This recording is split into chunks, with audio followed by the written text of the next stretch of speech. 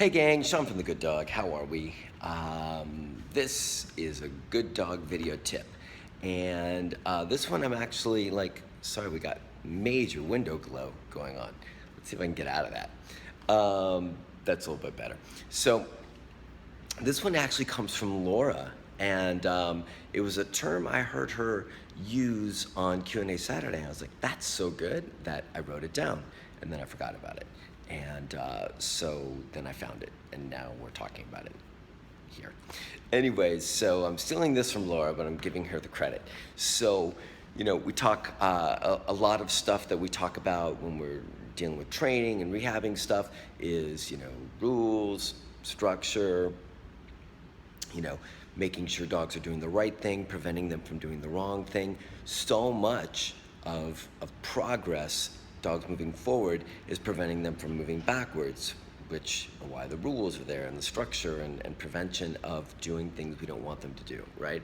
So if we're teaching them all the stuff we want, we got to make sure they're not doing the stuff we don't want, because then we're not going to make any progress. So a big part of our program involves, creating the dog when you're not supervising the dog, making sure that the dog is not getting into any trouble while you're at work. A lot of people ask, well, when I'm at work, is it okay if the dog's in the backyard?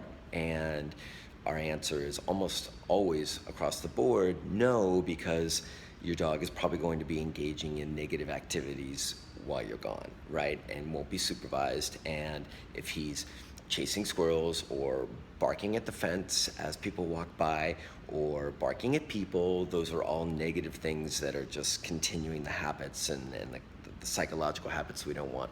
Same thing could happen inside the house. They could say, well, he's really good, he doesn't destroy anything inside the house.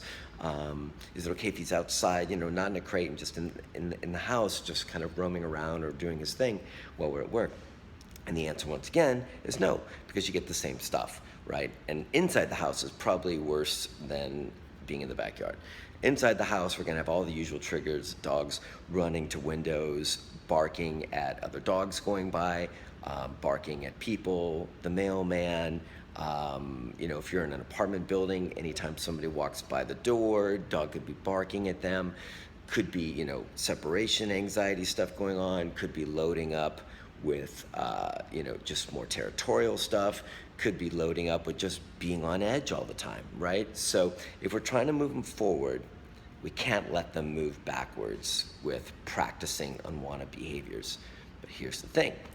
If you're gone, what are you gonna do? You can't supervise. Laura came up with this awesome term, which is crates are structure in your absence. So perfectly put. Nice one, Laura. Think about crates as being structure in your absence.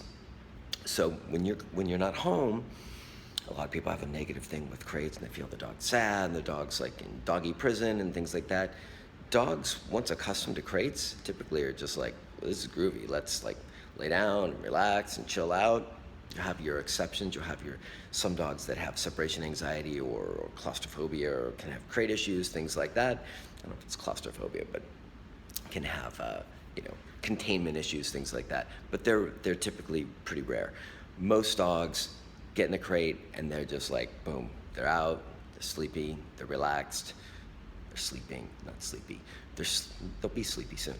And so anyways, crates aren't this negative thing. They're a nice, safe place, a nice downtime place, a place where dogs can go chill, relax, and not get into any trouble. So it's good for them, and it's good for you. So I'd love everybody to kind of switch the way they feel about crating from it being like a punitive thing to it being like a downtime thing, an easy thing on their dog, but also something that enables their dog and them, you, to move forward with the progress with training and behavior mod or anything that you're working on.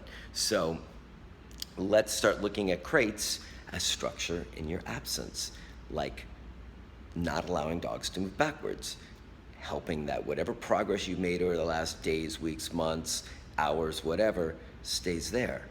So then when you bring the dog out of the crate, he hasn't gone backwards. He's right in the same place emotionally where he was when you left him. And then you can move him forward and keep moving him forward and keep moving him forward. So much of this process is about moving forward and not allowing backwards motion. And I think that's a thing a lot of people, or escapes a lot of people. They're like, well, I'm doing the training, I'm doing all this stuff, but they're allowing a lot of stuff to go down in their absence, or they're not seeing it, or whatever it might be. And so all that good work they're doing kind of really not paying off. So anyways, let's wrap this one up. I'm going to try and keep this one kind of short. Let's think about crates as being structure in your absence, helping your dog move forward, not allowing your dog to move backwards. And then let's get rid of this whole like crazy thing about crates being negative, bad, doggy prisons and stuff like that. They're not dogs. Like every dog that comes to the good dog, just as a quick aside, like they may not be crate trained, or they may not like the crate in the first couple of days because whatever, they've had the option not to. And then after it becomes non-negotiable, next thing you know, 3 days in, 4 days in, they're just like, bing, bing, bing. They walk right in the crate. They don't have to be asked. I mean, give them a command, but I mean, you don't have to have a leash on them. You don't have to say, hey, you got to get in the crate. They come out, they go in, they come out, they go in. By the time they go home from a 2-week board and train or a 3-week board and train, they're loving the crate and they're easy peasy with it, just in and out. So just goes to show that like the crate thing isn't this big, horrible, nasty thing. All right, so let's get that out of our heads and let's think about crates as being structure in your absence. All right, Sean from The Good Dog, lifting a little bit of Laurel wisdom. All right, guys, see ya. Bye.